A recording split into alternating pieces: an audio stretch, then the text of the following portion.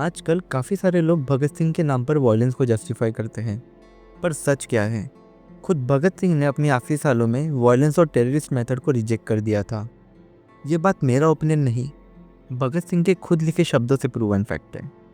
Jail में लिखे अपने letter to young political workers में उन्होंने सीधा लिखा, I am not terrorist, I never was, except perhaps in the beginning of my revolutionary career, and I am convinced that we can not gain anything through those methods.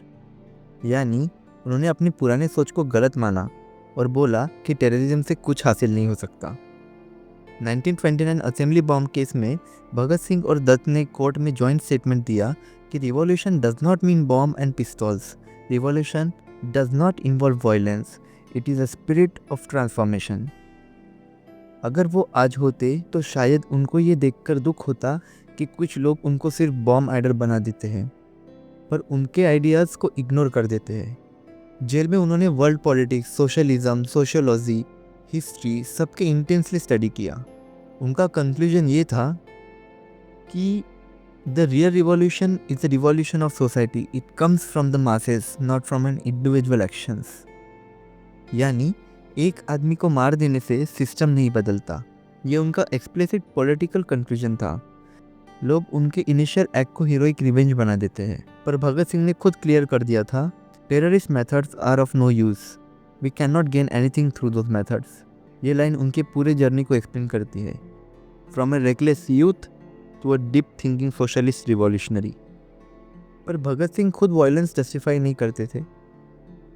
उनकी revolutionary पहचान उनके ideas, education, mass mobilisation, economic justice, rationality, anti imperialism में थी, ना कि पिस्तौल में।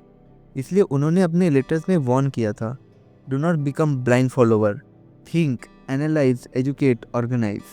Historically ये क्लियर है कि उनका lean socialism, rationalism, caste class justice की तरफ जा रहा था। अगर उन्हें डेथ पेनल्टी ना मिलती तो वो गांधी, नेहरू के सामने एक left wing, pro people, anti hierarchy, rationalist मास लीडर बन सकते थे।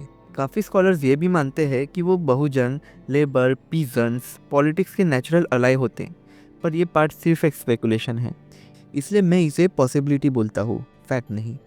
भगत सिंह हीरो इसलिए नहीं थे कि बॉम्ब फोड़ा, हीरो इसलिए क्योंकि उन्होंने अपनी गलती एक्सेप्ट की, सीखा, बदले, मैच्योर्ड हुए और एक डीप थिंकर, मास बेस्ड, इगैलिटेरियन रिवॉल्यूशन का सपना दिया।